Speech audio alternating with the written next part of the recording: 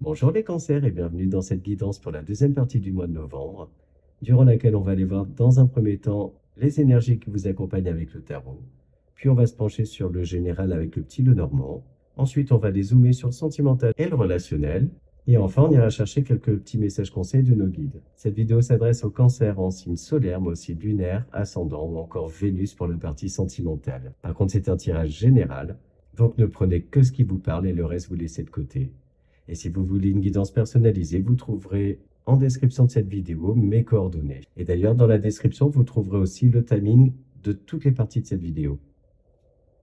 Allez, on commence avec le tarot.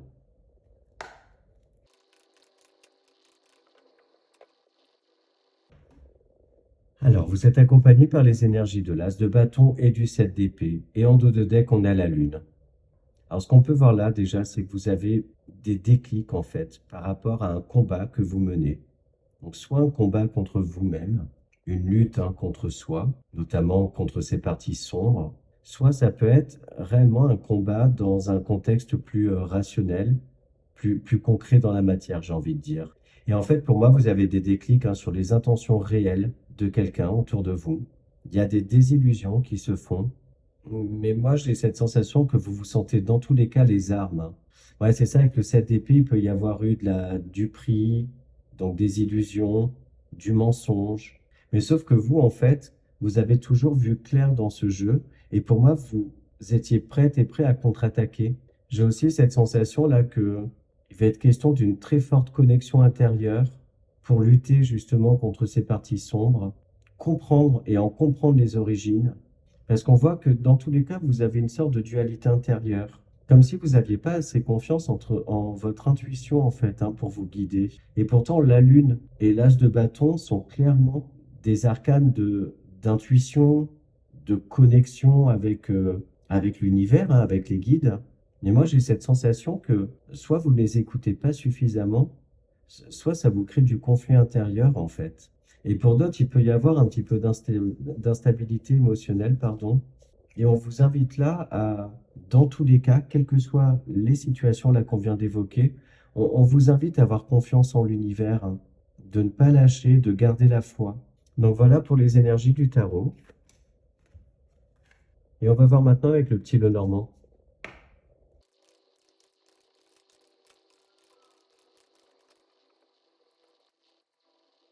Pendant les énergies du tarot, là, je vous parlais d'avoir des déclics, et là, c'est clairement le cas. Et en fait, il est question de lâcher prise, de changer peut-être de tactique, de point de vue. Lâcher prise aussi sur le stress, donc l'instabilité émotionnelle dont je parlais tout à l'heure, de continuer de croire en l'univers, rester connecté à son cœur dans des énergies d'amour, de bienveillance, garder la foi aussi, mais de couper avec tout ce qui peut être énergivore. Il est aussi question là de transformer un projet de cœur que vous avez, comme si en fait vous étiez en train de travailler sur quelque chose, donc un projet, quel qu'il soit, qui soit d'ordre matériel, financier, mais ça peut être également professionnel, adaptez-le. Mais il y a des déclics en fait, donc pour moi, par rapport à un projet de cœur en fait, qui font que vous allez peut-être le transformer justement ce projet, y voir beaucoup plus clair, et du coup en fait, ça va être moins lourd pour vous à porter. Comme si, ouais, c'est ça, vous avez eu une illumination qui vous montre la voie en fait. Et du coup, ça vous décharge de stress, mais aussi d'un fardeau que vous aviez l'impression de porter dans le fait de ne pas savoir où aller, comment faire.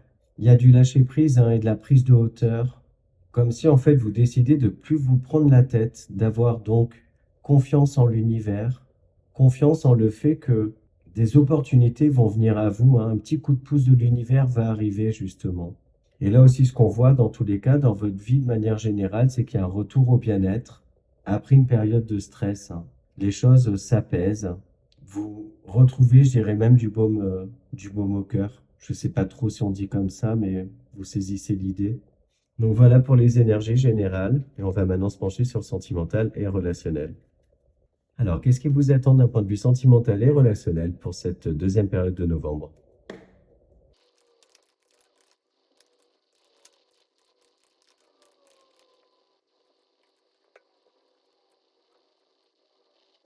Vous voyez là, on le voyait clairement depuis les énergies du tarot, c'est-à-dire qu'il y a des déclics, par rapport justement à des illusions que vous pouviez avoir, le fait d'avoir un peu de poudre aux yeux, que vous étiez peut-être face à des non-dits.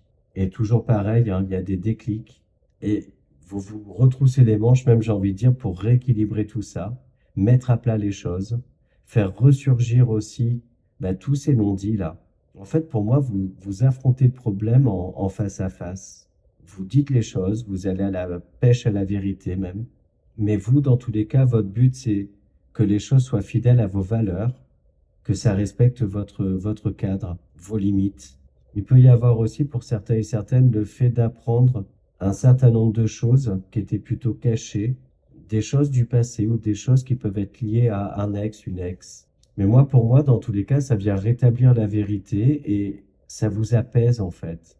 Dans tous les cas, là, pour cette deuxième période, il y a clairement des vérités là qui éclatent. Donc soit c'est vous intérieurement, vous avez vraiment ces gros déclics là, soit c'est dans un relationnel en particulier où il y a des vérités qui éclatent, des masques aussi qui tombent. Mais du coup, là, le fait de mettre fin à ces non-dits, pour moi, ça rééquilibre hein, votre vie émotionnelle, votre vie relationnelle aussi.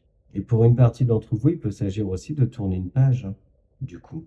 Vous décidez d'écrire un nouveau chapitre dans une histoire existante. Bon, après, là, c'est beaucoup plus spécifique, mais il se peut qu'une partie d'entre vous soit apprenne une infidélité, soit que votre infidélité soit découverte. Fin de cette parenthèse. J'ai aussi cette notion-là de confidence hein, qui sont faites. Il se peut que quelqu'un se confie à vous, que vous vous confiez à quelqu'un, ce qui peut libérer d'un poids, être face aussi à une personne qui va se montrer aussi compréhensive, dotée d'intelligence émotionnelle, sans jugement. Après, il peut s'agir aussi pour une partie d'entre vous d'un relationnel qui se stabilise. Peut-être que c'était une relation ouverte, peut-être qu'un des deux avait un côté, on va dire, un peu volage.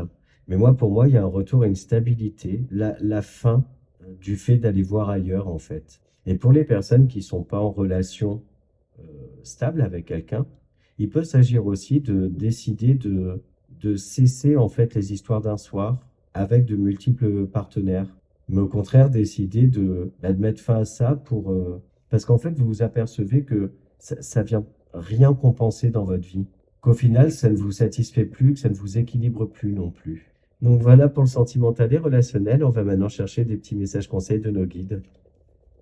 Alors que vous conseillez des guides pour s'aimer et s'accepter pleinement? Je fais passer mes besoins avant ceux des autres. En agissant de la sorte, je redeviens ma priorité.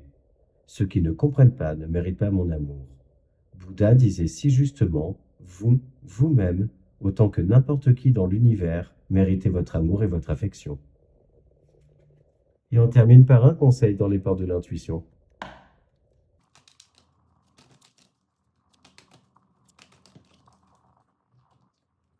Le grand plan.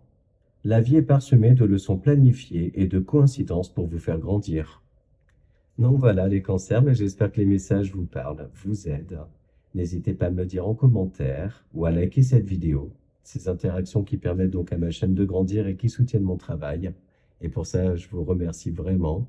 Je vous souhaite une belle deuxième période de novembre et je vous dis à bientôt.